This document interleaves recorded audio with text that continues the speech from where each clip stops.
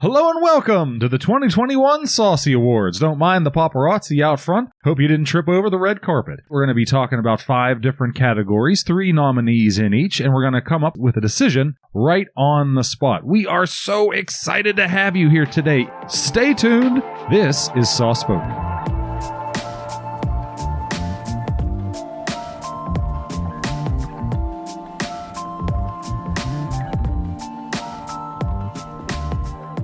And we're back. We are Sauce Spoken.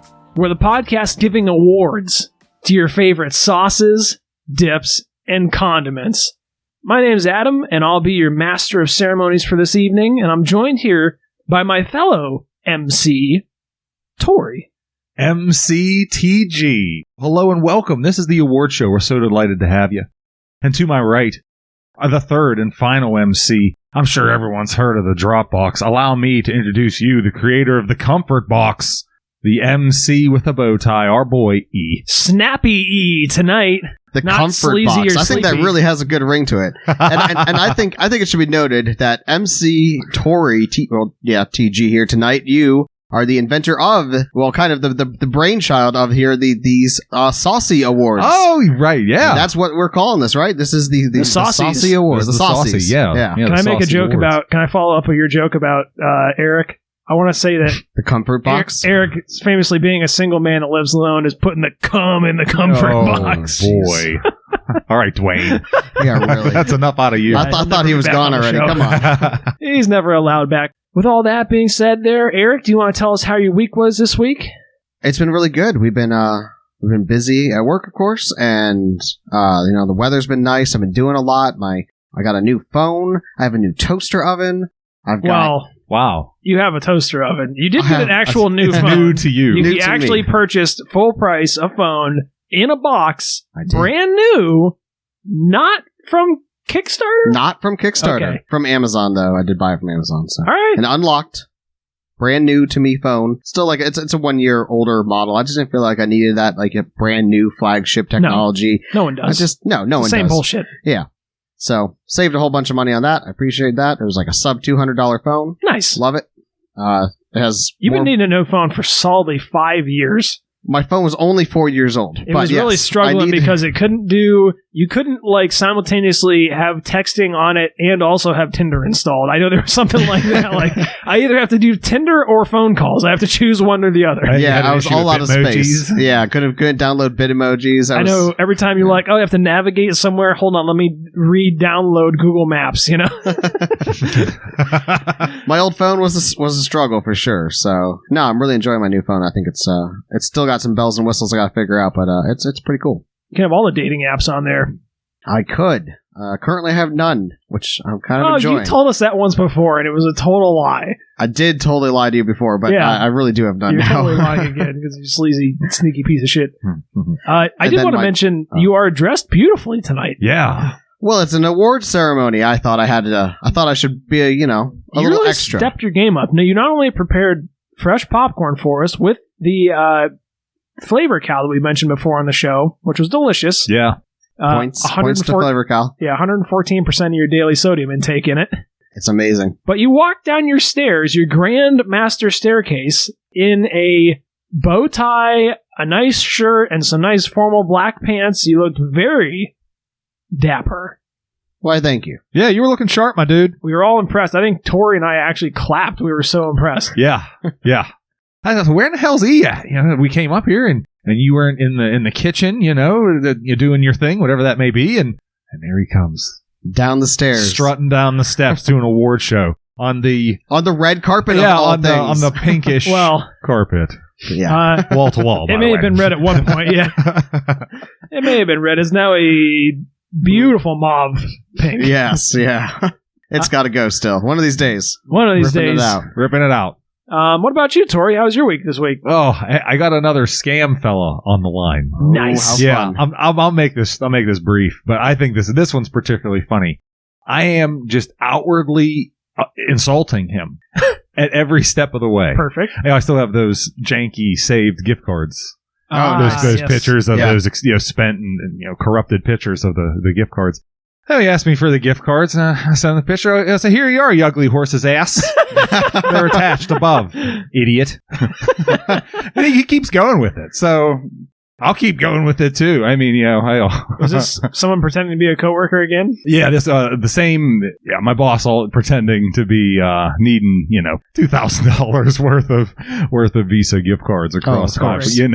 He must think you have something on your boss, like you're unfireable because Yeah, right. you can call him that. So I sent him the gift cards. And, all right, well, so I need the receipt. I said, well, I left it in my email, dumbass. I left it in my limousine, you dumbass.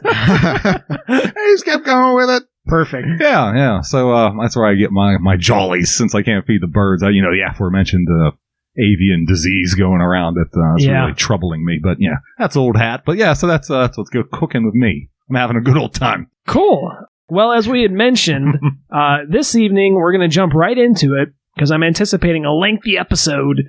But we're going to be doing some Saucy Awards. Originally, it was an idea that Tori came up with, and what we're going to be doing here is giving awards to sauces, but not necessarily for the sauce that we rated the highest.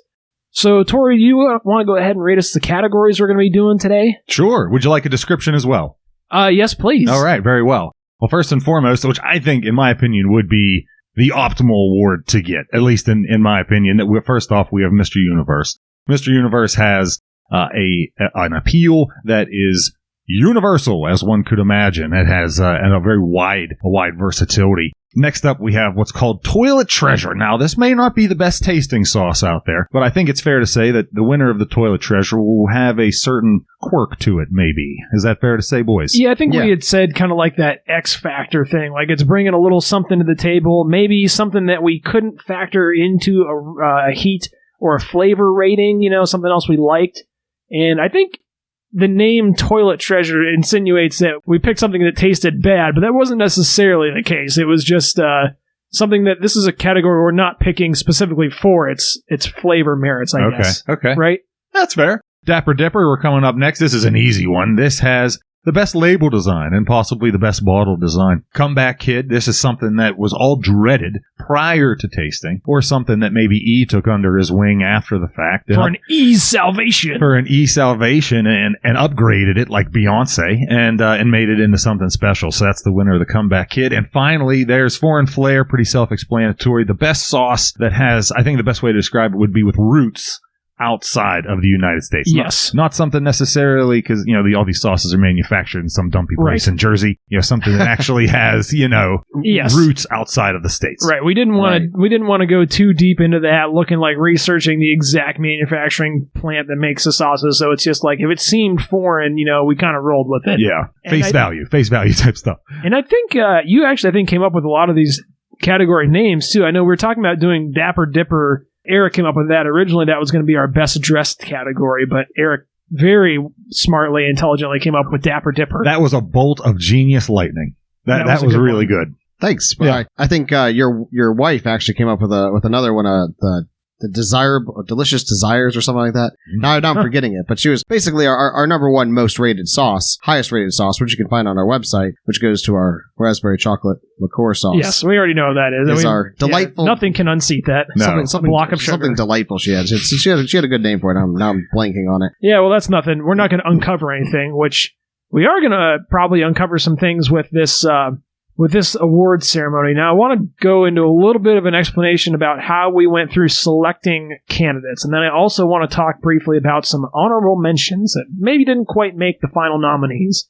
So our goal was to end up with 5 categories with 3 nominees each, and the reason for that being that way each one of us can cast our vote for the one that we'd like to win. And then failing, if we end up in a tie, if we all vote for different sauces, we're going to use Ghost Paul as a tiebreaker. Nice. And that way we'll come up with a single winner for each category. The way that we went about narrowing down the pool, so I kind of started off, I built one of my famous spreadsheets that you guys all love so much. And what I did was I went through the total list of sauces we have done and selected everything that to me seemed like it could fit in every appropriate category. And then I kicked it off to you guys, and you added any sauces that you felt were necessary. And then what we did was we went through a voting range where we all cast either a 1 or a 0, and it was basically just a binary thing like yes, no, should this sauce be included in this category? And if they got a 3, if we all 3 of us agreed, it automatically moved on to the next round of voting. And if it got a 2, or I'm sorry, if it got a 3, it automatically was confirmed as a nominee because we all agreed right off the bat that those should be the nominees, which is actually what happened with the Mr. Universe. We all agreed the nominees for that pretty quick. Some of the other categories, though, we had to go to a second round of voting. So if we didn't have enough, all the ones that we had all 3 voted for to make it to the nominees, I took the ones that 2 of us had voted for and moved them on to a second round of voting, which was ranked choice.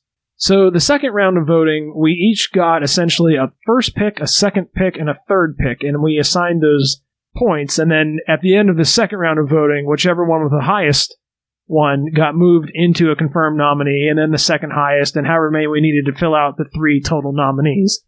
Luckily, in the course of our voting, we didn't have any category where in the first round we voted for 4 nominees with all 3 votes. We didn't have any of those, so we didn't have to worry about that, which was nice. So we would have had to do a second round of voting for that. So we had a little bit of confusion going about this. I probably made it a little bit more convoluted than I needed to, but we did eventually arrive at good, solid nominees, I think, for every category. Pales in comparison to E's rate, how I come up with my ratings. Yeah, I thought it was fabulous. I mean, a little convoluted maybe, but I mean... I think it was fair, I think it's great. Though. Yeah, I think it was a good way for us to give... I think it's a good way to do it. I think it worked very well, yeah. I think it was a good way for us to give equal consideration to all possible sauces. No question. Make sure we weren't leaving anything on the table. Sure, yeah. Now, this is our 40th episode. We're just over a year. 42nd. 42nd, yeah. The 42nd episode, excuse me, yeah, Eric. Get it right. And we just passed a year. Actually, last episode we recorded with your friend Sam, Eric. The day after we recorded that episode was our 1 year anniversary. So that's why we're hosting this. We're now past our 1 year, so that's why we're doing this award show now. And we've only done 42 episodes, but this will be our 42nd, as you mentioned.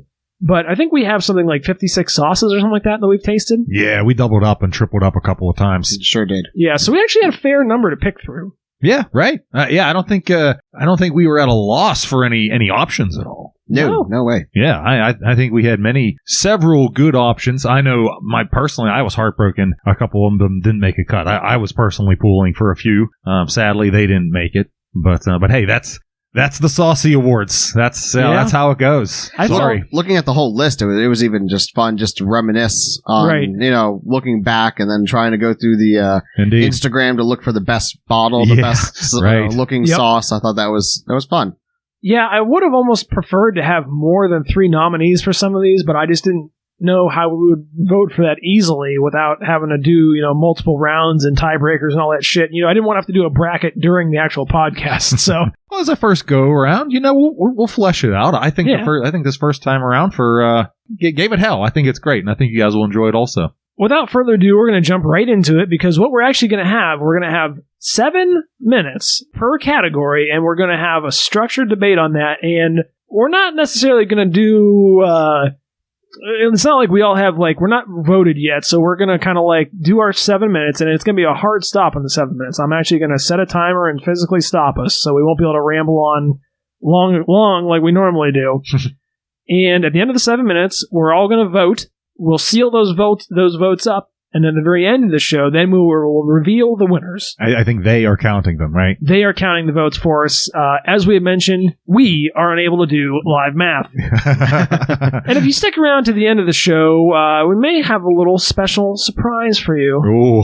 And one other thing of note is that when we finally have selected our winners, we're actually going to have 3D printed a little trophy for some of the winners, and it's courtesy of Eric. He's going to be doing 3D printing for us. Yep, we're going to be doing a little, not trophies, but as much as like a coin or a medal. Token of our appreciation. There we go. Yeah, we're going to try to put on there the category names, and then we're going to actually mail them out to the manufacturers, whoever won it, if we can get a hold of an address, we're going to attempt to send it to them. Absolutely. Corporate mailbox. Make it look hella sketchy, too. Oh, Put yeah. all this weird brown tape all over it. Right. And put way too much postage all over it. We'll ask Allie how he did, what kind of tape he used. Exactly. Write the address in crayon. Right. Exactly. So without further ado, I think we've addressed the formatting now, so we're going to go ahead and dive right into this. And I think we're going to start off with the Mr. Universe category. So first we'll read off the nominees, and then there's a couple other ones that didn't quite make the qualification. And if any of you guys want to throw out any honorable mentions that didn't quite make it onto the nominees, feel free to do that. We don't need to read the whole list here, but like you're saying, Tori, if there's anything else that you want to give a little shout out to, we can do that. We will not be starting the 7 minutes until I say go. I'm not particularly sold on any of the near misses on this particular category. Right. I'm very satisfied with our nominees, and I think that any one of them will be a great decision. Cool. Eric, do you want to go ahead and read us the nominees for this category? And the nominees are... Say, the nominees for Mr. Universe, Chick-fil-A sauce, Lyle's dessert golden syrup, and Duke's mayonnaise. Yeah. Aha, the Duke is in the house. Yeah, the only thing I wanted to mention for an honorable mention, I think, was the Olive Tap chocolate raspberry we mentioned, our highest rated sauce. It's hard to not imagine that having broad appeal. And then also the Newman's Own marinara, right, close to my heart. I think that's a very general purpose sauce. So that was the only honorable mentions I wanted to have. Yeah, you got a point with Newman's Own. I glossed over him. My mistake. Yeah, he definitely an honorable mention. Our boy Paul got a. That's what I think. And then we had a lot of good sauces there. There's no doubt about it. I think a lot of good choices for every category. I mean, we had plenty to pick from, as we mentioned. So with that being said, we're going to go ahead and move into our second 7 minutes, starting now. So this is a structured debate here now. So structured. So start with what, Chick-fil-A sauce then? Sure, whatever you think. I would say, my thoughts on Chick-fil-A were like, look at the popularity as a restaurant. I think that they clearly know what they're doing for that. We mentioned the lines going all the way around the building. Yeah. There's something to be said about that Chick-fil-A sauce and its origins, I believe, too. Yeah, definitely. Yeah, Chick-fil-A, oh, yeah, the guy, manager, the story, yeah. right, the manager who came up with it. Right, they beat it out of him and then stole it from him, right, yeah. I do distinctly remember that. There's certainly something to be said. I have Chick-fil-A sauce on ham sandwiches and turkey sandwiches. We're talking like deli meat. Wow. So a far cry from what you would get at Chick-fil-A. And I look for it. That's an optimal condiment for that type of sandwich for me. I have to admit, I think even like just cut off some turkey right off of like a Thanksgiving's leftover slabs of turkey and put on Chick-fil-A sauce. That's got to be good. Yeah. I know. I mean, pretty sure 2 of us gave this sauce a 10. I think it was you and me, Tori. Yeah, me and you. That sounds right. I do remember we rated it pretty highly. I think you guys maybe higher than I did. Mm-hmm. Right. Slightly higher than you. I think you gave it a 7 or something, somewhere Sounds in that right. range. Yeah, sounds right. So it's still high. One of our better sauces for sure. Just huge wide appeal and wide, like I said, usage. Especially, I mean, it's definitely obviously designed for chicken, but I do think there's other things you could do with it. You could get creative and put a little bit of that into like a salad or like your potato salad or something and help give it a little bit of a zing or a little more sweetness to it. I think you'd have to water that down if you're going to put it on a salad, Pero. You got to have a healthy amount of water in your salad. How about a steak? Would you slap it on a steak? You better rate it based on its steak. That's true. Tell you what, I know people put Heinz 57 sauce on a steak, so I wouldn't. If it has to go on chicken, then I guess right. it's a 10. Yep, that was that. That was that. That was that episode. And as far as the Lyle's dessert golden syrup, I think we were very, we felt pretty strongly about that one, as we usually do for the sugar-laden ones. Yeah, I thought it was a good. Yeah, well, yeah, hell, it wouldn't be on this list if I didn't think it was a good one. If anyone, if none of us thought it was a good one. But yeah, I mean, I think it has a lot of capabilities. I think you could find it's on a breakfast meat, maybe on a nice sausage link. If it happens to slurp over. We maybe even mentioned this on the pancakes. Sure did. Yeah, but yeah, boy, I think it's terrific. Well, I think it's more versatile too than like your basic maple syrup. I think that's one of the key things. Yes, I do agree with that too, and I think it really stands to be noted that, it's really popular over in Europe. Like, they just seem, like Allie made it sound like, oh yeah, Lyle's golden syrup's just something they just have a pot on their table, like Americans might have just a pot of honey, at the ready. And I think it bears mentioning the tins, which I think is really cool. Yeah. If we had tried that in a tin, I think it would have definitely made the list for a Dapper Dipper, because I really thought that tin was charming. The tin is actually kind of neat for that. for that syrup. I know we always say we like glass jars. Oh yeah, and that would be sticky, messy city. Yes, it would be a disaster, But it'd be nice to look at. It looked good on a shelf until we opened it. Yeah, I mean, right. You got to admit that. So that was kind of my thoughts on that. Is like super universal. And then obviously our last point there would be the Duke's mayonnaise, a highly controversial episode. Highly. The one where we broke into the worser of the two parallel universes. And Eric's mind has never been the same since. So we're still living it out. That's a Black Mirror. Oddly episode. enough, though, I know you guys were shocked. I actually gave this one in our initial voting a 1. I was said surprised yes. to see that. Yeah. Duke's mayonnaise. Oh, in our initial round of this voting, I thought, okay, yeah. Yes. No, I think even if you didn't like it flavor-wise, I think you can't deny that, the versatility is something like that. And if you have to pick a good mayonnaise, what are you going to do better than that? Yeah. I had it on a turkey sandwich today. And I think mayonnaise is so ridiculously inoffensive that it's like, what are you going to put it on that it's going to ruin, Mm-hmm. There's so many good sauces that use the mayonnaise as their base. I mean, it's like almost like one of the mothers of sauces, I would say. It's just everything has come after that. I mean, and if you have a good base to build off of, it's only going to get better from there. Absolutely. Yeah. So. And I know that there are people that straight up don't like mayonnaise, I know that is a thing. I went to college with a girl who just hated mayonnaise. Huh. She thought it was terrible. She couldn't get over the sight of it, the taste of it, all of it. She just, Give it a schleck, huh? It'll change your life. Right? Yeah, I think anyone that doesn't like it, they don't like the idea of it. I think there's very few people that physically don't like the actual taste of it. Or I think conceptually that's where the issue arises. Here, Exactly. You're 100% right. Yeah, exactly. I definitely think that that's like what does it, Yep. And that's not mayonnaise's fault. No, it's not at all. Let's be clear here. And I think, did we mention is there mayonnaise in the Chick-fil-A sauce? Do we know? Yes. Oh, There yeah. is? Okay. Hmm. I would imagine that there would be. Wow. How much time we got left on the debate clock? 1 minute 45 seconds. Wow. So did anyone get the opportunity to grill with that Duke's mayo yet? I grilled a cheese on You it. did. Mhm. Yeah, you I don't- posted that to Instagram, right? Yeah, I did. Oh, okay. Yeah, I don't remember us having to bring that up on a sauce spoken rewind. I made 2 grilled cheeses. They were with the sprinkly cheese you get out of the bag. I think it was the Mexican sprinkly cheese. Oh, the cotija. Yeah, something like that. Had little Yeah. flecks in it. It was good. Nice. And I put a nice little schlecky of that mayonnaise on the bread, toasted it up. Boy, unreal. That's just another unique thing about mayonnaise you just wouldn't expect, Right. being able to apply some heat to it on some bread and get that wonderful caramelization out of mayonnaise of all Right. things. Truth be told, it was not Duke's mayonnaise. It was Kraft mayonnaise, but it was real mayonnaise. It was not Duke's. They didn't have Duke's at the time. We'll just bleep that out. Shame. But again, getting back to this idea of conceptually, it works and it's great, and I can only imagine how much better the Duke's was in comparison to the Kraft that I had. The one other thing I did want to mention about the Chick-fil-A sauce, though, is that I was in a store the other day, and I think they have the also much debated Polynesian sauce in there. Ooh. We'll have to give that one a spin. Wow. We'll have to compare it to General Tso's. Yeah, we only have 24 seconds left, so I'm not sure if that's enough time for us to get into a fist fight over it. That's why I brought it up now, so The clock is ticking. Eric can only get so angry about it. But yeah, It's actually funny. Well, yeah, whatever. Too long. Not enough time. I talked to my favorite restaurant, my Chinese restaurant, and she's like, and I'm like, does General Tso's more like a sweet and sour? No, it's spicy. Okay. they always put spicy next to it, but that's a lie. Time's up. Now at -1 second. All right. So now we're going to vote for our Mr. Universe. So just go ahead and write it down. And I'm gonna vote for Ghost Paul here too. And the way that I'm gonna do this, I have the sauces in an order here from top to bottom. The listeners can't see it, but you guys can see it. If it's a 1 or 2, it's gonna be the top. If it's a 3 or 4, it's gonna be the second. If it's a 5 or 6, it's gonna be a third. Sound fair to everyone? Yep. Sounds cool, man.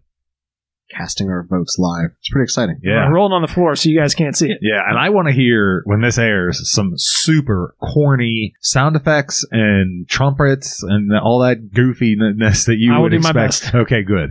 Yeah, pull out every stock, Stock. Yeah. Yeah. Canned. and the trumpets. Oh, yeah. Just do it with your voice. That's as good as anything. I was thinking kazoos would be. Sound effects cost money, goddammit. The zoos would be good. All right, well, with that being said, we're going to go ahead and move right on to Toilet Treasure. Just as a little review for the listeners there, that's one with a certain X factor. And not necessarily the best rated on taste or anything like that, although taste was kind of irrelevant here, but like something extra. And Tori, do you go ahead and read us off the nominees for this category? Sure, yeah. We're going way back. Lily's Q, Ivory Barbecue Sauce, if you can remember that. That's an oldie. We have CJ, Korean Barbecue Sauce, and finally, Newman's Own Marinara. Now, looking at the list here, were there anything that you guys wanted to give an honorable mention to on this list? I was kind of pulling for the Winking Lizard barbecue sauce. I just thought it was really unique with that like big chunks of pepper, and it just had like it was a very strange offbeat barbecue sauce. It wasn't one that we really liked a lot, but I thought it had a certain X factor to it. So I thought that one was something that that's fair. Missed the nominee. Didn't make it to the nominees. I was pulling for Daddy's. Yeah, I was too. I was actually thinking Daddy's too. You didn't vote for him, E. Yeah, I did. Didn't I? Yeah. Oh, damn, I didn't vote for him. Tori, you didn't vote for Daddy's. That would have been a nominee. Oh, shit. Oh, well, too late now. I thought Daddy's was super interesting because we actually all liked Daddy's, and then we didn't like the HP sauce. Yeah. And they're both brown sauces. So I thought it was very strange that like one... and the ingredients were very similar. The fondness for me on the Daddy's was just the fact that Allie was on for that extra episode. That was like the X factor for me. Personally, another one I was thinking was that Corky's Rib barbecue sauce. I really like that one, and I was pulling for that one, but I just thought it was cool that I think that one was the one that had personally traveled the farthest, like by someone we know physically to us. That's true. It came straight from Tennessee, so yeah. Without being from Allie, I would say that the farthest one that was like driven to us continentally. But without further ado, let's go ahead and get on to the debate for toilet treasures. The first thing I want to say for the Lily's Q, the one thing I thought about that, it's like X factor for that one, was just the fact that it's a white fucking barbecue. Like, you don't even need to say anything other than that. It's just like, that shit stands out on the shelf. That's cool. It's an innovative idea. It is. It's innovative, and like you said, it stood out on the shelf. The fact that you picked it up, and we were both just like wowed by it. That like cool old time medicine jar kind of bottles to it was really neat. Yeah. One other thing that I also wanted to mention, and I know we touched upon this on the episode, and you guys may have forgotten this, but that was actually one of the founding inspirations for this show, was the fact that I saw that and I wanted a reason to try it. Oh, wow. Yeah, that was actually pre-podcasting. I think I had mentioned that on the episode, but that was I'm like, what kind of reason can I invent to try this wacky barbecue sauce? If we start a sauce podcast, that's how we can do it. And then the history behind it, once we actually got to try it and then looked into it a little bit, the fact that this really was kind of like the OG of barbecue sauces. So yeah, exactly. I think probably one of the more like authentic, original, recipes. Yeah, caveman versions of barbecue that you're going to get. The OG. So I think that's pretty cool. But moving on to another barbecue sauce, I would say the CJ Korean barbecue had a lot in store there too. And I think, speaking of a lot in store, the thing, like the X factor for me personally was just, it had a hell of a value for the cost of that thing, whatever it was, $3 or $4 to the giant thing that I used on 6 pounds of meat and then still had plenty left over for us to do a tasting and then you gave me the remainder and I made 2 meals out of what was left. I was going to say. Yeah. I mean, it was like an industrial amount of that stuff for next to nothing. That was exactly the same reason why I put it on the X Factor list, because of, the quantity. The quantity, the value of it was there, and then, it was pretty damn good sauce too. We liked it, so. It's quite the treasure trove of sauces. Yeah. And I think if anything, the other X Factor thing I would say was, just the fact that this was one of the ones that we don't do this often, but we had a nice, like, family style meal with this, too. We had some really tasty little steaks and some pork loins grilled with this sauce, and they were both really good. Outstanding. Yep, no question about it. Standout. It was so good. And the spice level on it, well, that's a tasting thing, but it was. Well, no, it's okay. You can throw that in there, too. I mean, you can debate about it for other reasons. I was just throwing out, like, my X Factor reasons, right. But and then obviously the Newman's Own, I think that one, we had such a lovely interaction with them online. They've been one of our, like, most interacted with corporate people, and they just seem like a very genuine, charity-oriented company, and they just seem, I don't know, they seem like good people, you know? Right, yeah. There's not much more to say about it other than that, but, they're playing along. Hats off to Paul Newman and what they're doing out there. I think that just speaks for itself. Yeah, I think that's exactly it. And Newman's Own, I know we joke around a lot about it, but honestly, Newman's Own has had a pretty big influence on our podcast, considering that they don't pay us for a sponsorship or anything like that. Yeah, right. They feature prominently in a lot of episodes, including Ghost Paul, who's here giving ratings tonight with us. His name gets tossed around an awful lot. They also have all those like organic versions, and I think even this marinara sauce we tried was like lower sugar or no sugar, no added sugar, added sugar, no high fructose or something like that. Yeah, something like that. It had a lot of merits to it that really, besides the sauce itself. And that's something I've been using for years. It's always been kind of like my go-to. Another one that I think is king for like quality and price for what you're getting there. No doubt. And on top of that, I think, they might not have been one of the founding causes to the podcast, but I think you can make the solid argument that our podcast would not be what it is today without, their influence. Yeah, in a lot of ways. Yeah. Absolutely. I think that's very fair to say. Yeah, and that's one hell of an X factor. Yeah, definitely. It's exactly. This was one of the stronger like categories that we pulled out, and I was thinking like, man, these guys are all like swinging for the fences, you know? Mm-hmm. Big time. And that's something that I think that we don't get enough time to talk about was kind of like X Factor things, because there's been a number of times, that's why I think it was so important to do these Saucy Awards, because there's been a number of times when a sauce had some other thing like that didn't necessarily play out in the flavor, but it really played out well in its other qualities, but we don't rate them on those. So yeah, unsung hero. Now's your chance to be sung. It almost goes without saying that Ghost Paul should vote for marinara sauce. Yeah, right. Well, he's a very impartial judge. He's modest, though. I feel like, he might give someone else a solid chance. He doesn't need, he doesn't necessarily need everyone to know how good he is. He's the strong silent type, you know. He just sits back and eats 47 eggs, and that's, lets his actions speak for himself. But no, I think, like I said, I think really all three really strong contenders for this. This is one of those ones where I would be happy if we actually tied and gave the award to all three of them, Mm-hmm. Yeah. I don't have to print three extra coins. Get the print. Yeah, get all the print. Get that printer going. Well, we're still waiting on you to print off the initial ones, so...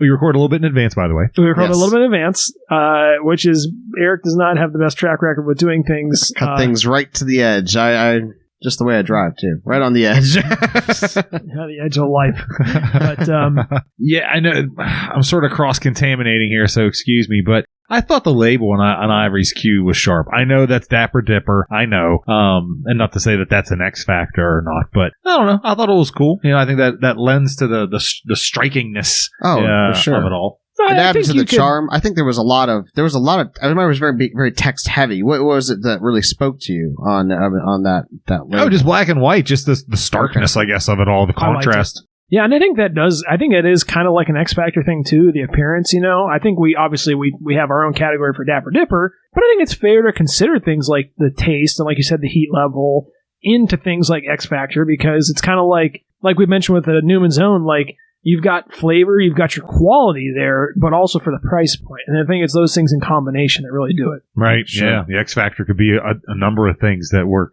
together. I did throw some bad sauces on here, but none of them made it into the nominees, bears mentioning. Oh, that's interesting. The only thing about this I'll say is that, time's up, and this is not official debate thing here. The only thing I'll say is that I do kind of regret that we have to give a company the Toilet Treasure name, and we're going to have to include a letter there that says this isn't a bad thing. Yeah, right. It sounds bad.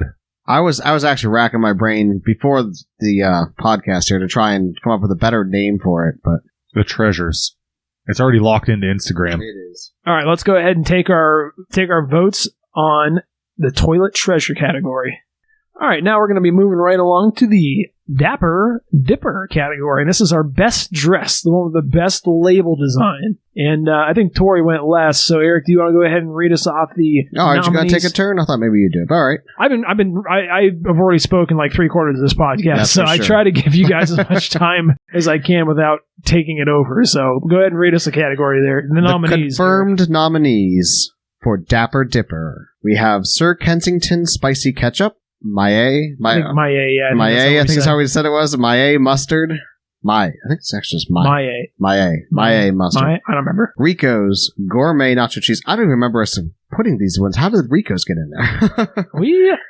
It made it.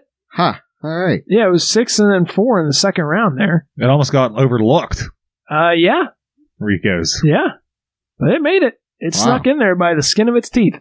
Boy, there's definitely some ones that I'm bummed to see that did not make the... I was really pulling for Rico's, boy. I was too. I think there's a lot of ones that are really solid honorable mentions for this. We mentioned the Lily's Q.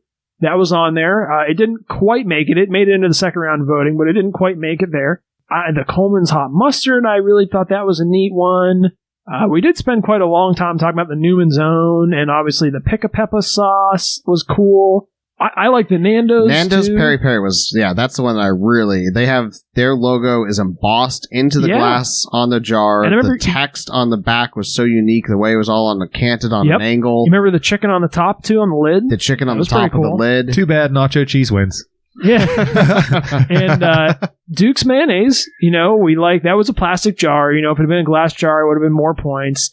The label on that was cool though. I like that. Mm-hmm. Kind of that, like you said, that old timey one a little bit. Yeah. Right. We did mention that the appearance of the blueberry ghost pepper sauce that we had Sam on for last episode was an interesting look. The vibrant purple. Yeah.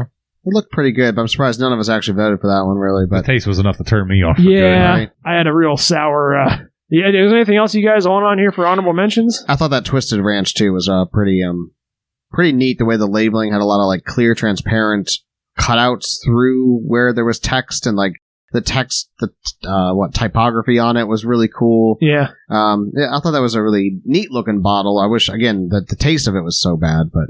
Right. Yeah, so I think a lot of solid contenders for this category, honestly. Yeah. And, of course, we got Sir Kensington, which holds a little bit of nostalgia for us, I think. I think that one made the list just because it was the first one that Tori said, we need to talk about the logo on this and how it looks and whatnot. I think that was the first. Right. I do think you're right on that because that was, I think that's what started that off. It is what started us, really dissecting the look and the style of the...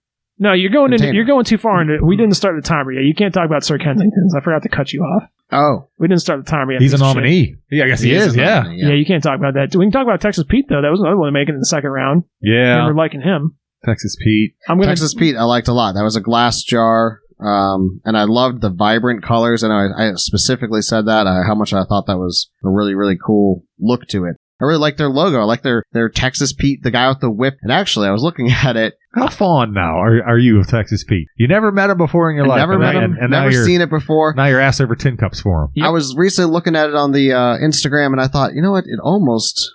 I don't know if they designed it specifically this way, that it almost could pass for a cowgirl, too. Huh. Interesting. It was sort of an androgynous, I guess. But it was done in a very tasteful manner. I don't know. It looked good. Okay. Either way.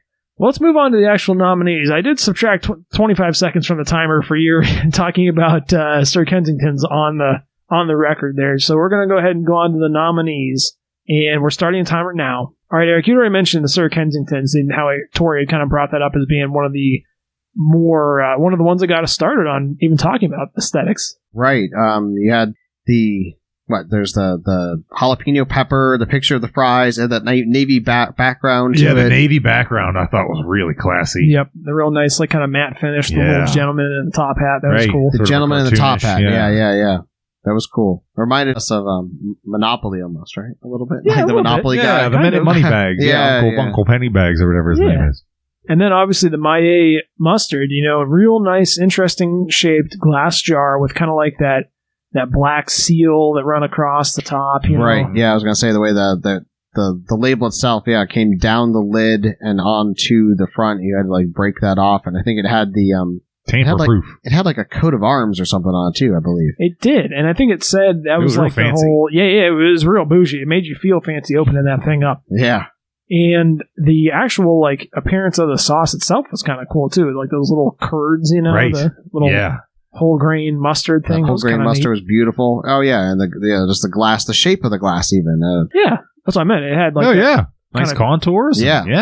And I think it would be easy to fit like a little knife into, like one of those little what do they call that? Like a charcuterie like a knife, cheese knife. Yeah, like a cheese knife or something. Sure. Yeah, it had a nice wide mouth lid to it. The way the shape of the jar, everything worked out. It was a really fantastic. Put a whole spoon in there. Yeah, absolutely. Yeah, exactly. So I think that that one was pretty neat. The really nice kind of like script on front and all that stuff. And then finally, kind of maybe the underdog in this category, we had the Rico's Gourmet Nacho Cheese. We got ourselves a tin. which we got ourselves a can. Yeah, the bottle design. Which the thing for me was that, I don't know, I for something made me feel like warm and childlike with that can, just made me feel good, I guess. Not so much the actual appearance I thought was top notch, but they had a little Alamo on the back for the barcode, which was hella cool. Yeah. The Alamo on the barcode was cool. There's no doubt about that. And the colors were certainly stand outish. You had the whole the circus tent going on. Yeah. It was very fun and inviting, I guess you could say. Absolutely. The little mascot was cute. The thing right. looked like meat wad, A little flaming head. It looked like a flame, but he was like a cheese wad. Yeah, exactly. Right. It had the heat level on it, clearly labeled, which we always were a fan of that. We think. I feel like that was one of those ones where you just kind of look at it and you glance at it and you kind of miss, but then you realize there's all these little Easter eggs and stuff hidden on there. Right. And I think it was it was understated, but it was man, that was cool. The whole thing about putting the Alamo on the barcode was no one's asking for that. That's something they're just doing, it was harder for them to do that than just do a standard barcode, and you're getting this bargain barrel sauce, and you don't expect something like that. So I just thought that was kind of cool for them to say, hey, we know what we're doing here, but we're still going to go the extra mile. Yeah, was that can $1? No, I think it was $1.30 or something like that. Yeah, it was pretty damn cheap though. Yeah, I mean, Sir Kensington's was understated and classy, and the mustard was, of course, very fancy and high end. Rico's being let's just say it, is clownish and as cartoony as it was. That could have gone one of two ways. That either could have gone embarrassingly bad, right, or knock it out of the park. And I think we're seeing the latter here. I think they really did it well with the, what he was saying, with those alternating red and yellow shingles. It's inviting, red and yellow. We love red and yellow naturally, of course. It's worked throughout time, that, I guess that invokes some type of hunger, on a psychological level. As we were sitting here eating our popcorn out of our red and yellow popcorn containers here. Yeah, there it is again. It's a favorite combination. Classy, works all the time. And it's funny that, I guess it's not super classy, but it's definitely attention getting, I guess I should say. Oh yeah, it's loud, it's brash, it's all those things. Yeah, and I think it's really funny if you saw these three as a lineup and said these were the best dressed or best, label designs. I think some people might give us a little bit of a, quirk an eyebrow at us and be You're right. Really? And this is tricky though, because I think this is one of the categories that would have strongly benefited from having more nominees. Because honestly, if you look at our level 2 voting candidates, every single one of those should have been a nominee. The Heinz 57 could go. Well, the Heinz 57 had the... I would challenge you to go back and look at the bottle again. I think it's actually pretty cool. The state, the Keystone State on the logo. Every Heinz product has the Keystone. Yeah, well, we like that. I mean, we said how it's a nice touch. That was not one I thought of initially going into it, but when I looked at the Instagram post, I was like, that's actually pretty cool. Okay, I'll have to look at it again. I definitely think the Lily's Q should have made it. That is tricky because I wanted all these, I wanted every single one of these to make it. And the Nando's we mentioned, I wish I had, that's stupid. I mean, I do have the Lily Q's in my fridge, but I looked on the Instagram instead when I was voting. And, I wanted to really dive into it and really see what all that text was about and whatnot. And I was pulled in. I was curious about it. I was debating. I was on the fence about giving it a vote, and I ended up not. And I kind of regret that. I can't believe I just now thought about that section of my fridge. I could have looked at it in higher detail than what. Yeah, you would have locked it in. I might have. So yeah, to your point though, I think that we did get solid candidates. It's just, man, we could have had twice as many nominees easily, and I think good. To E's point, of course, I think the lineup side by side would look a little bit weird, but you can't tell me that's not one hell of a cross section. No, that's a good point. I mean, we got one glass jar. We got one can. Yeah, and then it's squeeze. And one plastic squeeze bottle. So we represented every category. Yeah, we really did. Unintentionally, too. I mean, but I think it's, like I said, a good cross-section. Hey, that's the Saucies, babe. That's how it goes. That's how it goes. And that's time. All right, we got our votes cast now for Dapper Dipper. So next, we're going to move on to the next category, which is the Comeback Kid, which, just to reiterate for the listeners, that was one that... maybe we're not looking forward to initially, didn't look good, didn't smell good or something like that, but was better than we expected, or was one that was saved by E's salvation and brought back around. E. I don't know if we have anything on here that was actually No, we really don't. Nothing that I saved. And Tori, do you want to go ahead and rate us the confirmed nominees for this category? Sure. There's going to be Pick a Pepper sauce from Jamaica, CJ Foods Korean barbecue sauce, and finally, the mysterious, unnamed, mild herb hot sauce. This was the one that you got from what was his name? Todd? Terry? Dale? Dan? Dingus?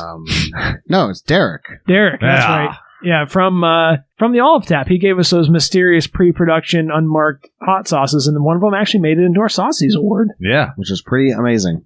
So in the event that this fella wins, he'll get the token? Yeah, I'll just hand deliver it. Yeah, you'll have to hand deliver it to him. Honorable mentions for this category?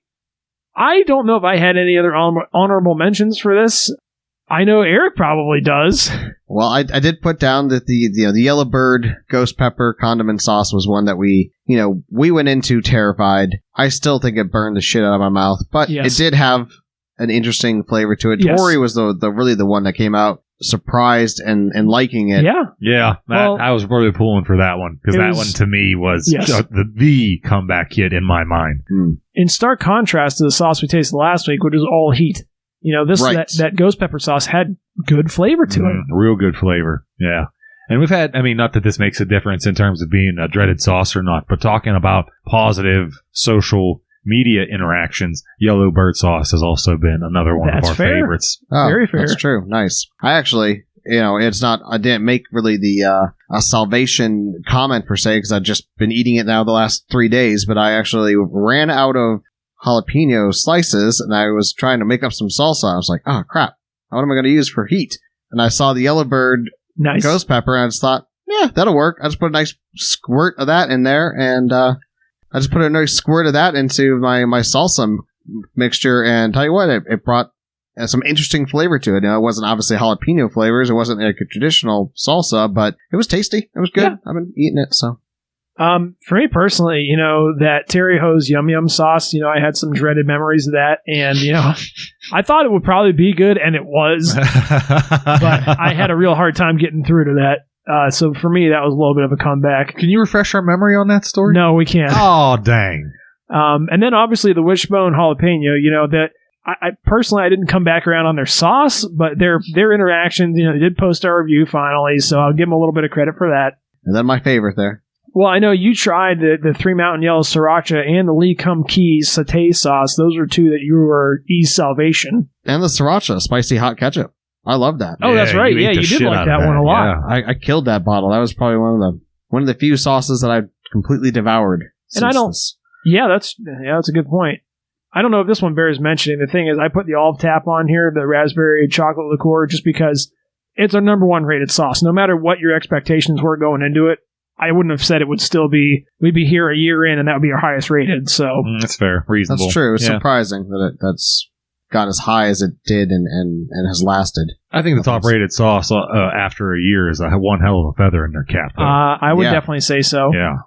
And maybe we'll send them an award too for highest rated. Highest rated. Sure. Now, without further ado, let's go into our formal debate for the confirmed nominees. These are some good nominees because we got leading off there with that Pick a Pepper sauce. Now, where did we come up with that? That was one I found at Giant Eagle. You just found that one. Found it off Giant Eagle. Nice. Yeah, nice. And you said you ran into one other person, Tori, that was familiar with this sauce. Yeah, the fella. He's more than likely going to be a guest on the show. He's an interesting fella. He's a bodybuilder and a weightlifter, competitive weightlifter, and he runs the gym that I go to. And he was scanning our episode list and make mention about Pick a Pepper sauce, and he was surprised that someone else knew about it because apparently, if he, the impression I got is, he mentioned it to other people and they have no clue what he's talking about. So yeah, and to his credit, I guess, and for the sake of the conversation, he's the only other person that I know of that knew of Pick a Pepper. So between you guys and him, that makes three. His name's Ryan. He's a real interesting fella, and I hope he comes on the show. I know. After trying it, I gave it a high recommendation to my friend, one of my friends here in Pittsburgh, Dale, and he was quite impressed with it. He really enjoyed it. So he liked it. It's interesting because I had no expectations going into that one. We tried it, and it was really good. Yeah, and actually, really it's one of our higher rated sauces now. Like, I think it might be like, I don't know, 5th or something like that. Like, it's pretty damn close to the top. Yeah, in terms through the lens of a comeback kid, I'm familiar with Jamaican cuisine, of course. It's a bit on the spicier side. It's spice heavy. Not only spice in the different types of spices that we talked about, this vernacular issue we have about different spices in between it being spicy, but so it's a little bit of both. Don't get me wrong. Some of that jerk chicken is hot, a little warm. So me personally, I was not looking forward to that pick of pepper sauce as much as probably you guys were. But boy, did it knock my socks off. Very fair. Yeah. Yeah, it's not. It really doesn't have a spicy, hot, spicy sense to it. I think, as far as I remember, peppery. A little peppery, but it certainly wasn't like. I don't think we did a heat rating on it, did we? I don't think it needed one. I can't remember if we did or not. Yeah, I don't think so. No, it's just so savory. It was so good. The combination of, like you said, like spices, the way just the earthy, delicious aromas and saltiness and whatnot. Just that. It's aged. It's barrel aged. It has all kinds of flavor. It's amazing. Really, really good sauce. Then we got, moving on to the next one, I guess. No, right? go ahead. No, I was going to cut you off. Lead the show. You're the host. You got the fancy suit on, so. No, I was going to say, before we used all 7 minutes on Pick a Pepper, I was going to say. Yes, we know who he's voting for. Yeah. I'm trying to segue into the next one, and I was like, nope, I'm going to cut you off. No, I was trying to lead into it, motherfucker. The clock is ticking, boys. Okay. No, the next one we had the CJ Foods, which I want to mention was in the most categories. It was a nominee in the most categories, which I think that is something in and of itself. Who would have thunk that? I know, which is pretty cool. Wow. That is cool. And for me, this one, I actually tasted a little bit of this before I put it on, because like I said, I was going to cook a whole dinner with this, so I was like, I tasted it, and I was like, I don't know about this a little bit. And like we had mentioned when we tasted it here, it had that distinct grit to it, Right.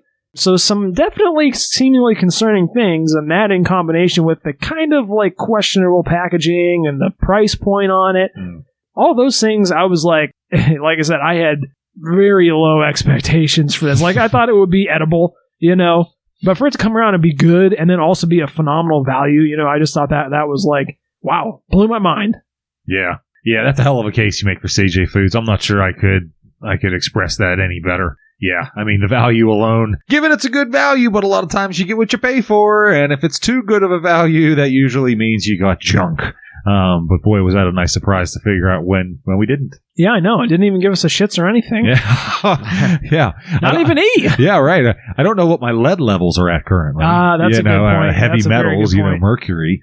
It does bear mentioning that the shop that I got that from is gone now. It vanished. They cleaned out the entire store, including the shelves. The shelves, the sign, everything's gone. Since we've done that. They did move to a different location. They didn't go out of business, but they're not at that location at all. So quite alarming the one day when I couldn't find it. I'm like, I know it's right here. Which one of these? It's in like a little strip mall. And I was walking by and I was like, where the hell is it? Oh, it's gone. Shelves and all. And then finally, we've got that unnamed mild herb sauce, which that one again, you brought that, Eric, and I was kind of thinking like, oh man, Eric brings over the wackiest fucking things for us to try. Like he's got this shit that some dude made in his fucking basement, and I was like, he's gonna fucking make us try this, and I'm like, I want Eric to feel included in the podcast, so I guess I fucking have to taste this shit. And it was really fucking good. It was very good. It was not only good, but it was innovative.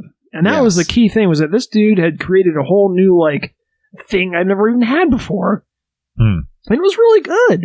And a local dude, up and comer, maybe he has a little bit of a future in this, his own homegrown organic peppers or whatever, I think you said, right, Aaron? Yep. It was all out of his garden to make that sauce, and his own unique ingredients, his own, what a unique, I've never heard of anything like that, a mild herb hot sauce. And it was good with like those really savory, like rosemary and thyme and sage or whatever. Yeah, it had some sage flavors in there. Yeah. That was Sneaky E's special bonus episode, wasn't it? That was a bonus episode, yeah. And like I said, that one I thought was just like, that was a sleeper to me, Like I said, I was honestly surprised you even put it into the running. Since it was a bonus episode and everything, I didn't think you were going to even include the sauce. Well, it's on our list. It's on our list of sauces tasted. Things like your spicy quailed eggs are not on there. That's because it's not a sauce. Yeah. Exactly. I mean, you can make the argument that the pickling juices would be, but I did not put that stuff on there. But it was a sauce. I didn't see a reason not to include it. True. The only thing that was actually rated higher than the chocolate raspberry sauce was the... quail eggs? No. The voodoo. The voodoo chips. Yeah. Yep. Oh, chips. yeah. The one I think gave 12 out we of 10. broke our meter and gave that 12s out of 10, I think. Yes. Yeah, we went a little overboard on that one, I think. Straight up fucking good. Though. Yeah, we I were mean, honestly, pigs. better than any sauce we tasted. And I've tasted some good sauces on this show. And you figure it had, that whatever they spray on those chips probably is a sauce or whatever, you know? I mean, yeah. It's got to be some kind of like we got to find thing. that. We got to find that and try that sauce straight up. But yeah, well, we're coming up to our time here in 2, 1, time. That's the time. All right, so let's go ahead and do our voting for this. It's top there also. Yeah, this is another one where make a solid case for any one of them. All right, my vote has been cast. I'm racking my brain over here. This is not easy. It's not easy being on an award No. show. It's not. This has been very, A lot, very of, a tough. lot of weight in your hands. Like this is, up until now, we've been rating these sauces all willy-nilly, and now there's actually like physical items going out to people. Yeah, so- right. I mean, this is it's representation. Put our Q&R code on the back of that of that Ooh. token. More work for E. I don't know how easy that would be to print. You might just have to give them a sticker I'll too. have to put a sticker on it. Yeah. I could make a We little can just spot give them for a it. sticker. Yeah, with we got oodles of stickers. We can give them 2 or 3 stickers with There the you go. award. That seems fair. And now we're going to be moving on to our last category, the very last one for the night, and this is going to be our foreign flair. These are sauces from outside the United States, some sort of origin outside the United States. And Eric, do you go ahead and go and read us the confirmed nominees for this I'd be happy to. We have. and the country of origin, if you can remember? Sure. Yeah, I think I could do that. Looks like. Yeah, I think I can help you out. I got it. All right. We got Nando's Peri Peri sauce out of South Africa. Yep. We've got Pick a Pepper sauce out of Jamaica. Yep. And we have CJ Foods Korean barbecue sauce. It's From Italy. It's Asia. From, yeah. Korea.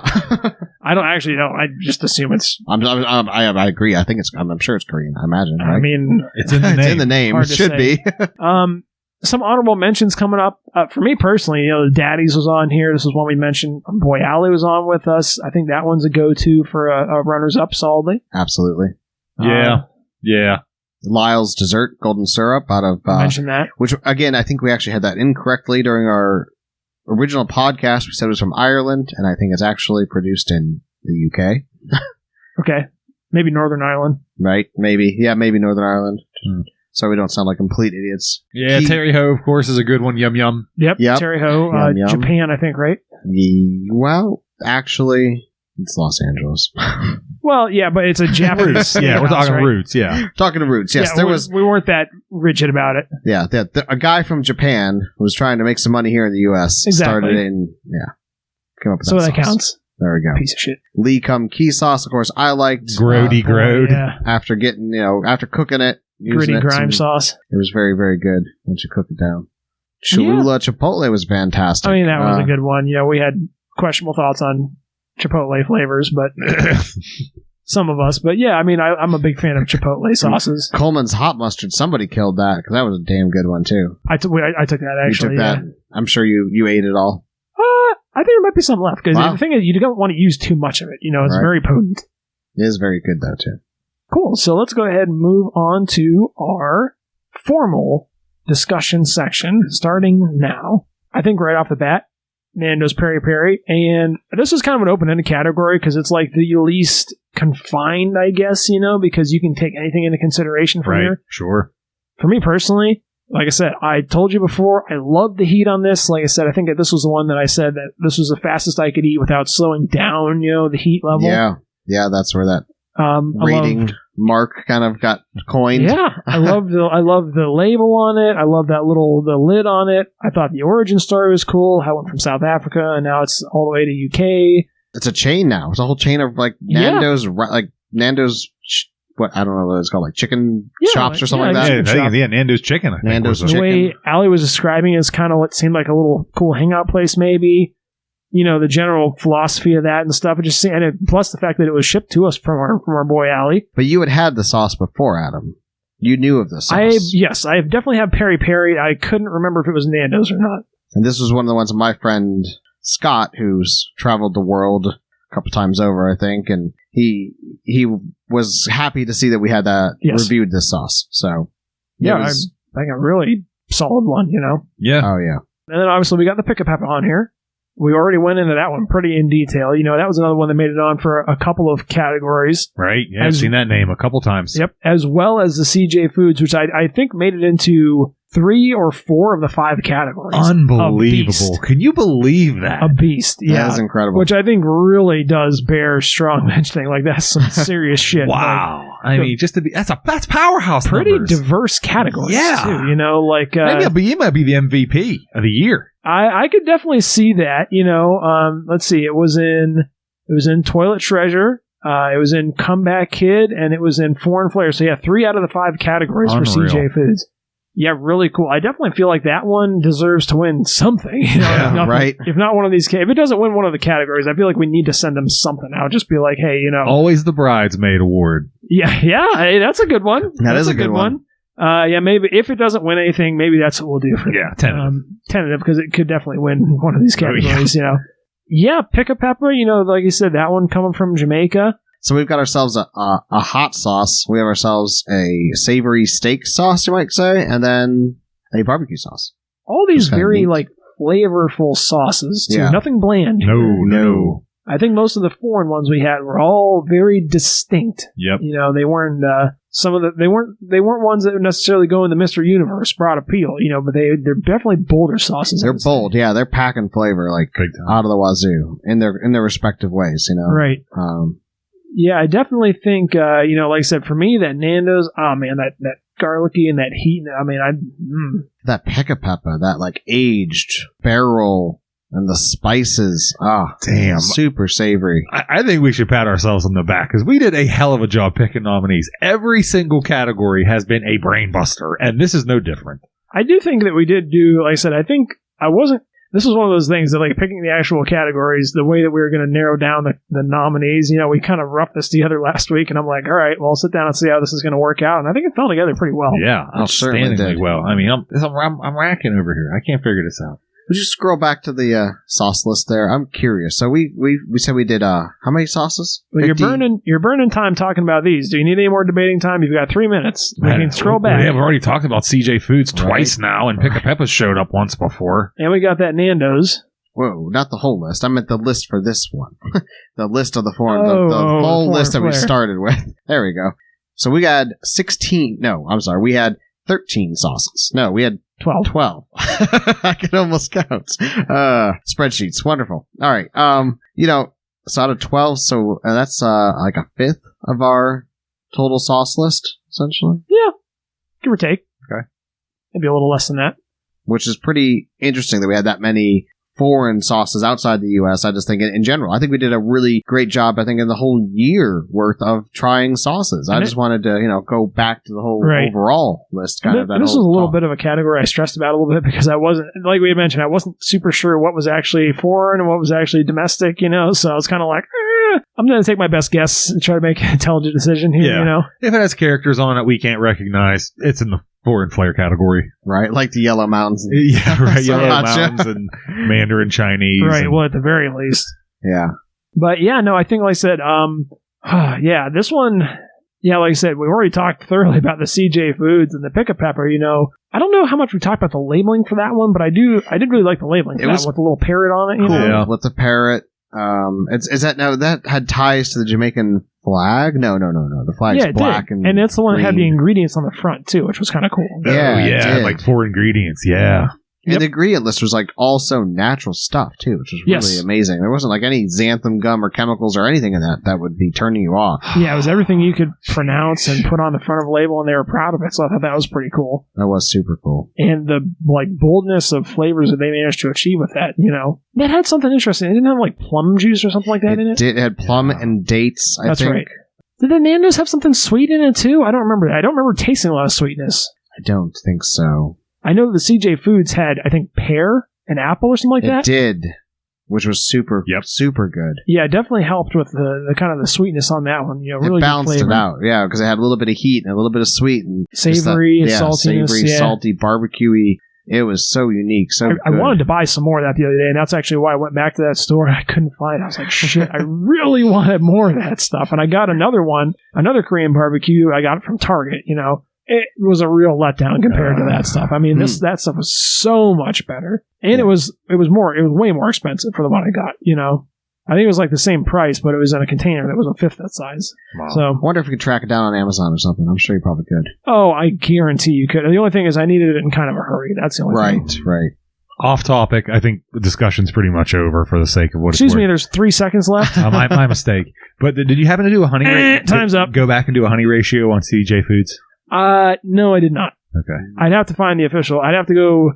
We can do that. We'll do a soft-spoken rewind on that at some point. Okay. I was just curious. I mean, since that one had obviously excelled. I actually want to do another quick soft-spoken rewind. And this is a quick one because all I wanted to mention was I discussed doing some stir-fry with the Gravy Master, and I actually did that. It was pretty good.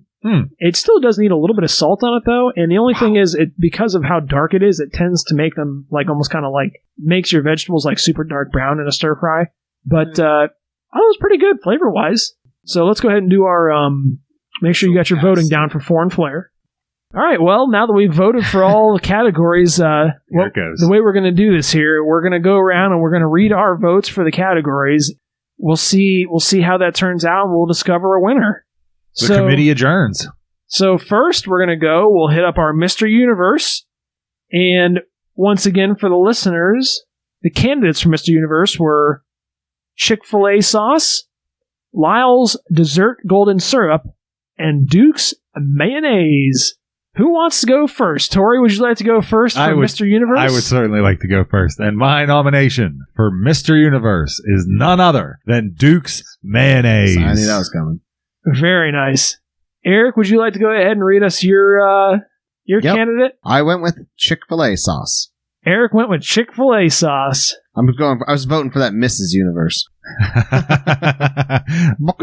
And this is one that Ghost Paul and I happened to agree on. Oh, boy. Yeah, we agreed on 2 of these. We didn't agree on the rest of them. But Ghost Paul and I both agreed on this, that the winner for Mr. Universe is going to be Duke's Mayonnaise. It's a lock, babe. With a solid 3 out of 4 votes for Duke's Mayonnaise. Thank you, Duke. Yes, Mr. Universe. Mr. Universe. Your mayonnaise has just shined in my life throughout the last month Eric and a couldn't half. spoil this one for us. Since Discovery, Duke's Mayonnaise taking home the gold. Mr. Universe, congratulations. Nice. Congratulations, Duke's Mayonnaise, Mr. Universe. It is, like I said, the mother of all sauces, just about, or many sauces. That's right, and that was my reasoning. If mayonnaise could feasibly go into Chick-fil-A sauce, playing up to the algorithm, Duke's got it. Nice. All right, Eric, do you want to go first? We'll go on to Toilet Treasure next here, and our nominees for Toilet Treasure: Lily's Q Ivory Barbecue Sauce, CJ Foods Korean Barbecue Sauce, and Newman's Own Marinara. For this Toilet Treasure, I nominated Lily Q's barbecue Lily sauce. Q's. You going for Mrs. Universe again? Or Yeah. excuse me, this is Miss Toilet Treasure. Miss Toilet Miss Treasure. Toilet Treasure. That's a really nice name for a young lady.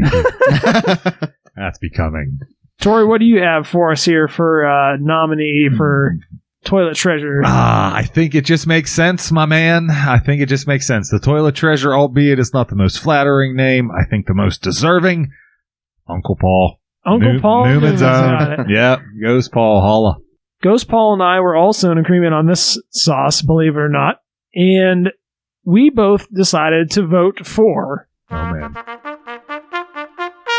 Lily's Q Ivory Barbecue Sauce. Locked in. Paul, Locked in. Your modesty got the better of you. I told you, he's a modest man. He's not going to vote for himself, man. He's just not that vain. He already is a winner. Damn. He is a winner in every way. I feel like they should get some sort of award, too. I do. I think that would be good PR. Yeah, I think so. Like, we most wish we could have given an award to. Send us some stickers. You are the best runner-up going. Yes, I legitimately think so, yeah. So, yeah. Maybe next year. Congratulations. Right. There's a lot of sauces. Keep your chin up, Paul. Right. I mean, Right. they have a lot of sauces still to their That's line. Right? So Yeah. don't Congratulations, though, Lily's Q. You're going to be our winner for the Toilet Treasures. Miss Toilet Treasure, Lily Q. Congratulations. Moving on to our next category is Dapper Dipper. For this, our confirmed nominees are going to be Sir Kensington Spicy Ketchup, Maillet Mustard, and Rico's Gourmet Nacho Cheese. And I'll go first since I haven't gone first yet, and since Ghost Paul and I may or may not have agreed on this sauce. Oh. My vote for this one is going to be Maille Mustard. Wow. Dapper Dipper. Boy, there's a shock. Eric, would you like to go next? It just turns out 1 to a 2. I give it to Maille Mustard. Oh, criminy. Tori? I'm going with Rico.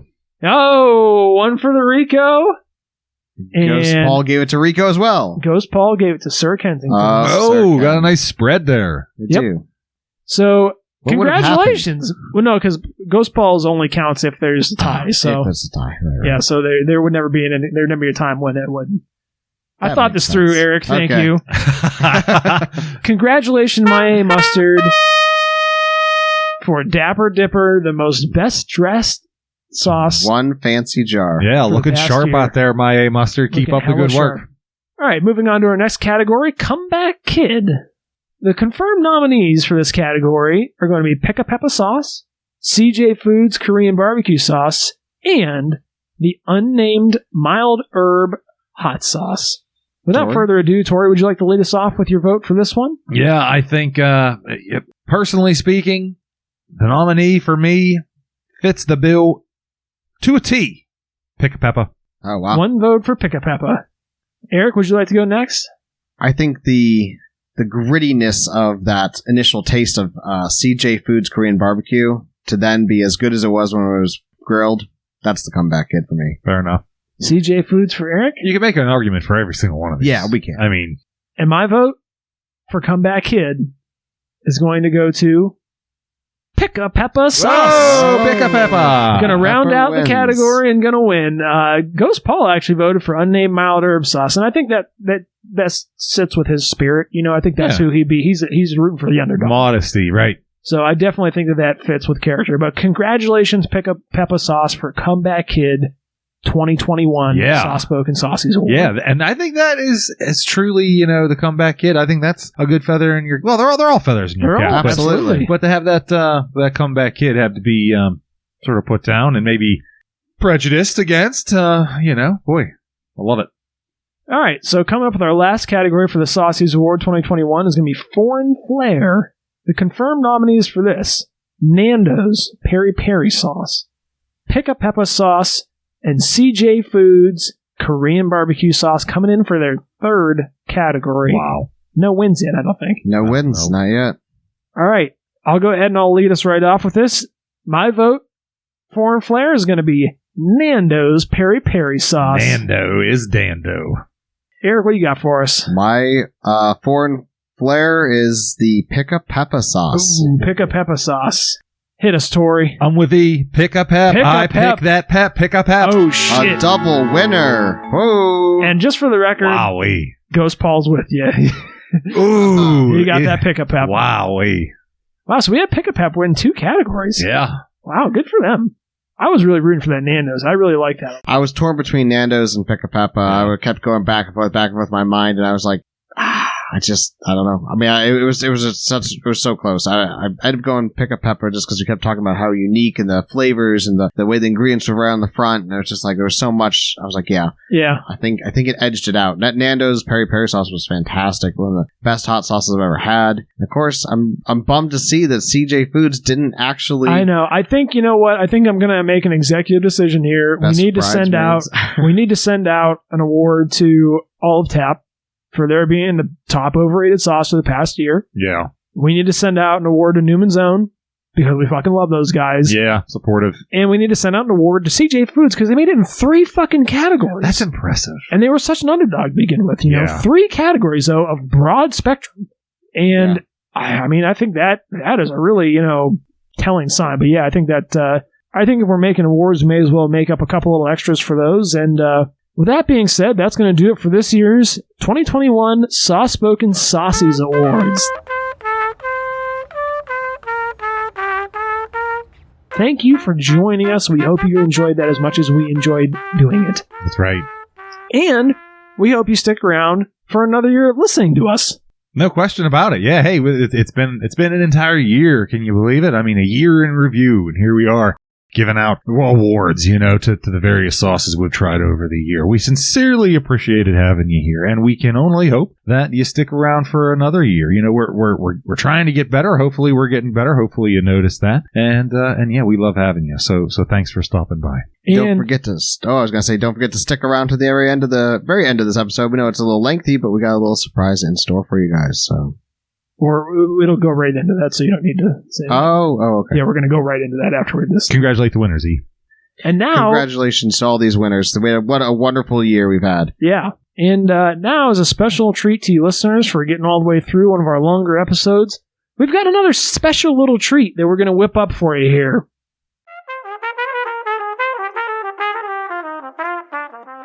All right, we took a little bit of a break from the show here, and we made up a little special treat. And what we actually did was we made our patented, going all the way back to pre-Christmas. We discussed a long time ago making a sauce that was hearkening back to the original barbecue sauces in the days of yore, which were nothing more than essentially like some vinegar and some pepper and salt, essentially. And I think one of us posed, I don't know if it was me or someone else, but said, what if you just took vinegar and thickened it up? And from that was born the idea of viscous vinegar. VV. That we discussed in our Christmas episode, as well as some other episodes. And now as a little extra bonus content to you guys, we decided to go ahead and try that using one of our favorite ingredients. Xanthan gum. Xanthan gum, bang, bang. Bang, bang. Got him. Yeah, I was actually able to get a bag off of Amazon of something called, the brand is, I think, just It's Just. That's the name, It's Just. Xanthan gum. Nothing else is what it says on it. And true to its name, ingredients, xanthan gum. And for this, we used the Heinz white vinegar. And what we did with this was we essentially just took this stuff and blended it together in E's blender. And the deal... A little bit like Mad Scientist, I think, I did a little bit of research on this prior to the episode, and apparently xanthan gum is used in a lot of other types of things. Like they use it in like makeup supplies and stuff. Like basically anything that needs thickening, you can use it in. It doesn't have to just be food. So that was, that's why you find it in everything, apparently. We learned tonight that it does its job at times almost a little too well. Exceedingly well. Yeah, we definitely had our first batch was a little bit of a mess up. We made it into a flubber-like substance. It was trying to crawl out of my blender. A gelatinous cake batter. Yeah, yes. we started blending it, and I just kind of poured it indiscriminately in. We mixed about 3/4 of a cup of white vinegar and 1/4 of a cup of water, and then, I don't know, I just poured some of this in there thinking, I don't know, that seems like enough. And it was literally like flubber, like kind of like you're talking like that ooblex shit, Tori. Ooblex. I like your gelatinous cake batter. I think that's a winner right there. Yeah, we were laughing our asses off. And the color, the problem is, so we finally got the ratio more correct by slowly working it in, by slowly adding it little by little. We came across a bit of an interesting problem with doing that, which is that initially when I was talking about the viscous vinegar, I was picturing something like syrup-esque, that was just perfectly clear like white vinegar is. As it turns out, when you blend xanthan gum into that, it doesn't quite turn out like that. It traps some of the bubbles in there, and, well, it's hard to really beat around the bush. It looks straight up like cum. Like a certain fluid. Yeah, it looks absolutely just like straight nut in a cup. I mean, it is disgusting. It's got like that subtle, like off-white, translucent consistency, and it's got just enough jiggle to it that I'm feeling a little nauseous about trying this. But we are going to try this live on air for the listeners. We made 2 batches. Tori's regretting it already, as you can hear. In the spirit of recipes, we didn't measure any of these ingredients, so the first one we're going to try is just straight up vinegar diluted with a little bit of water and then thickened up with xanthan gum. And the second batch we made, we actually put a little bit of pepper in it. We put a little salt in it. And, oh, God, it's so gross. And some sugar in it in an attempt to replicate kind of a clear barbecue sauce. No, we're going for our viscous vinegar. We're not even going to label this as barbecue, I don't think. No, VV. And all I have to say is I'm going to hand out the nuggets here. Each take half a nugget. I only have one thing to say about this, lads, and it is, may God have mercy on our souls. That's right. All right, boys. Bottoms up. Bottoms up. Down the old hatch. Take a thick scoop, too. Don't be a baby. I'm coating this bitch. Oh, it's going to be straight up vinegar. I don't know what we're expecting.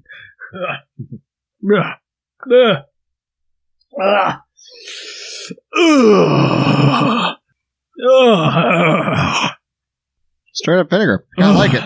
It made me shudder a little bit. I think maybe it's the cold chicken nuggets that weren't really doing it. It's actually not as bad as I thought. It is straight up. You just taste vinegar, though. There is something Not a little bad. bit. It did bring a little bad. bit of a tear to my eye, though. Like, it's a little, I don't know. I didn't like the consistency at all. Something with, like, I think it would be better if it had the flavors, like a little bit of salt and a little bit of sugar to kind of balance it out. Like, I think if it had that, it would be straight up good. But as it is, it tastes like ketchup that went off or something, you know? Strong vinegar, I think it was a little tricky to kind of coat. I really had to, like, really work to get you it had to work at it. Yeah. Well, it Well, almost could have been slightly thicker. Do you guys notice a agree. weird aftertaste at all? A little Yes. bit? Yeah. I'm definitely noticing a little bit of weird aftertaste. And I assume it's almost like not quite minty, but it's almost kind of like I'm getting like a weird chemically taste. Yeah, I was thinking almost like a saccharin, like almost like an artificial yeah, sweetener. Yeah. And the thing is, so xanthan gum is actually like apparently like a plant product. I always assumed it was some weird ass chemical, but it's making my tongue a little tingly too. I mean, it might just be the Yes, vinegar. my tongue's tingly too. I think it's probably just the vinegar. It's ecstasy, no big deal. Yeah, yeah, that's true. It had highly rated on Amazon, We're but popping mollies. yeah, this could be loaded up with fentanyl. You know, that could be one of the key ingredients in the xanthan gum. It's actually, like I said, it's like a plant derivative. It's kind of almost like cornstarch in a way, which I think you could probably substitute for this pretty well. I think it's just the xanthan gum is like less work you have to put into it than the cornstarch. But what's the calorie intake on cornstarch? Because this is only 5. Probably more than that. And I think you have to have things heated up for cornstarch to work. And it's the key with this xanthan gum stuff is you don't have to heat it. Yeah, that's the nice thing we learned is that we just blended it room temperature. And it worked out pretty well with that. And I think that's the key is why they use it in so many things because you don't have to heat it to do it. I guess I'm going to be the brave soul to try some of our modified version here with the I think it's going to be pretty good. with I the do sugar too. and the salt and the pepper.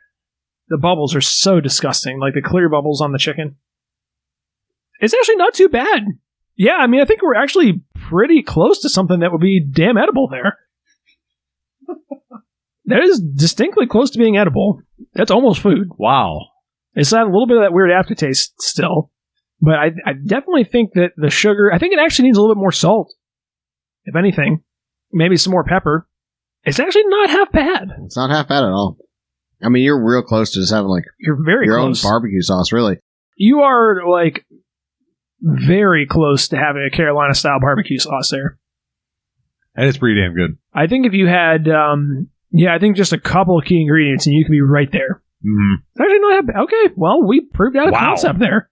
I feel like this is a viable product that you can make, like viscous vinegar. My thing is like, I would like to see it without, the colorants added, I think that would be kind of cool if you could get something that was clear. Maybe I think it'd be really neat to add onion powder or garlic powder. Keep that white. Of course, we might be just ripping off your really cues here. That was my thing. Is I want to kind of keep it clear, if anything. Like that was mine. I had in my mind. We're doing a little bit of a further experiment because we're going to leave what you have in your blender. We're going to kind of let it sit on your counter and see if the bubbles kind of like lift out of it. And I think if it does that, it could be downright nearly what I was trying to make, Let me riddle you this, Batman. Do you think because that blender mixed things so violently, it worked air into it? So for sure. if you Yes. were to mix it like with a slotted spoon, maybe something a little bit more gentle? Well, I think that you're correct. I think that blender did specifically work the air into it. But the thing that they say about the xanthan gum is that you have to thoroughly blend it quickly because if you don't, it gets clumpy. I didn't notice any clumps in this, so I think we did the right thing. Yeah. It has a nice smooth consistency to it, I would say. It's I would venture to bet that our experiment, I think letting it sit, I think it really would might clear up and the bubbles might settle out of it. I think it would be more appealing if it was clear instead of cummy looking. but Well, it's still gonna have a bunch of black flakes in it because we put out a bunch of that's fine. black pepper, but Here's it'd be cool. The only issue is that I don't know if you guys have. Definitely you, Eric. You've worked with like resins and things like that. Yeah, resins, silicones. You know, sometimes if you have a mold, especially like acrylic, and you want to get a clear mold, you have to actually pull a vacuum on it to get all the bubbles out. And I'm wondering if maybe like a lot of sauces are like canned and preserved that way, and I'm wondering if maybe part of that is pulling the bubbles out of it when it's blended, you know? Yeah, it'd be cool if I had a pressure pot. It was funny, I was just watching a video on YouTube about making your own cast dice resin, casting dice anyways, and I was just like, man, I should get a pressure pot. Well, what we could do is we could just can this. You know, we could bring a mason jar and boil it in water, and what that does is it heat seals it, but the excess pressure pushes out, creates a vacuum when it cools back down and pulls the lid tight. And that would pull the air out too. That's how canning works. Yeah, that's true. So, you know, but yeah, I actually think that we're damn close to making something, you know. I don't know if it's something that people would pay for, but it's an interesting concept. Yeah, the aftertaste is real, though. That's something that we'd have to overcome. I don't really even notice that much. I'm surprised. I notice it a lot, and it's definitely making my tongue tingle. And I'm not sure if that's a result of the gum or if that's the vinegar or what, but yeah, I'm getting like almost, like you said, it's almost like a minty aftertaste, and I don't like it. But the thing is, I've never noticed that in any of the other sauces we've tried that had this in.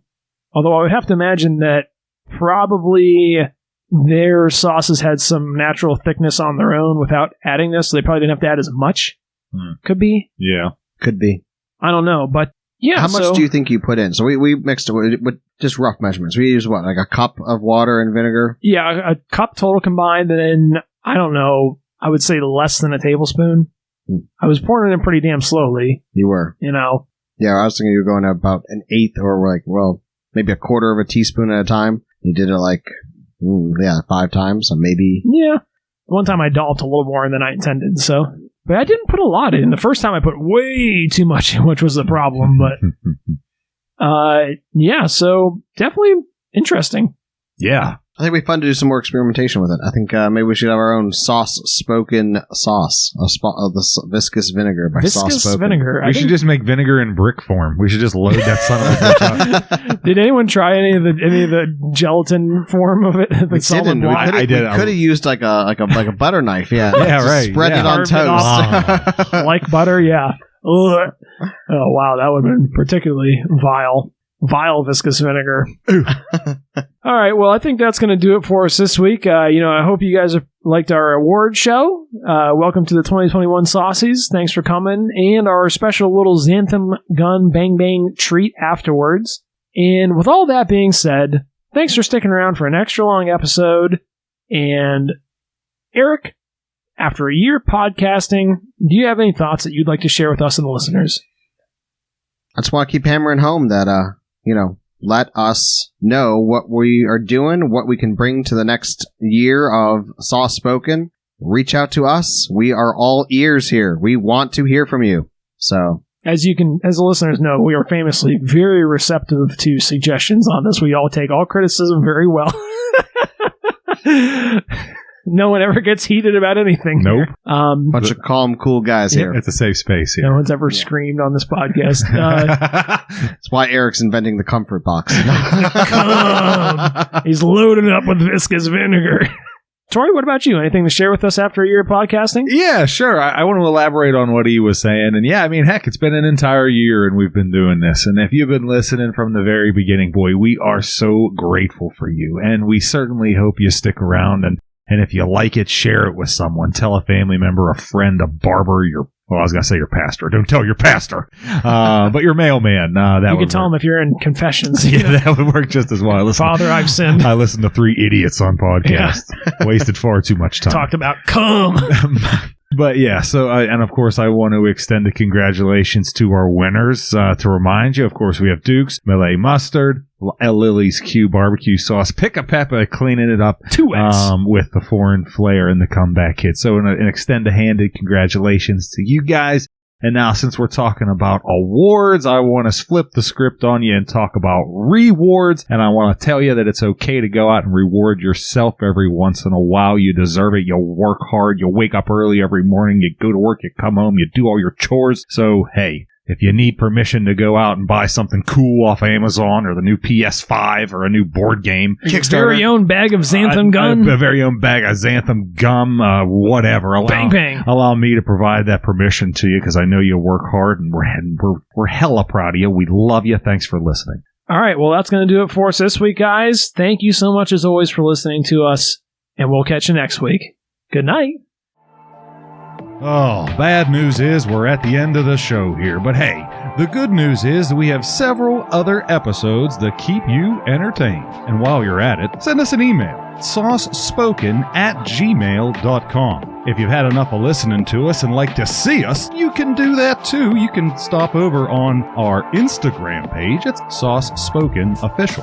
If you wish to get down into the nitty-gritty, we welcome you to do so, and you could probably do that on the website. That's going to be saucespoken.wordpress.com. We have some show notes there. We keep track of the various ratings we give them over the episodes there, so if you wish to dig into the details, that's a great place to do it. In the event some unthinkable calamity, your favorite listening provider is not available, you can fire us up on YouTube. And of course, we'll be out here rattling our empty mayonnaise and mustard jars. If you'd like to donate to us, you certainly can. We are at PayPal, at Sauce Spoken. We'll give you a little jingle jangle, maybe a wink and a smile on your way out. Keep in mind, we have stickers available for you. Slap them any which where you like, but they're available to you. If you'd like one, let us know. We'd be happy to send you one. And finally, we have a proprietary cryptocurrency out here. It's what's called Sauce Stoken. We have some details on it on the website. As we close here today, of course, we're going to ask you, please share us with a family member, share us with a friend. Hey, if you're enjoying it, I'm certain they would too. If you could, follow us, give us a rating or a review on that listening platform of your choice. Thank you for listening, and this is Sauce Spoken.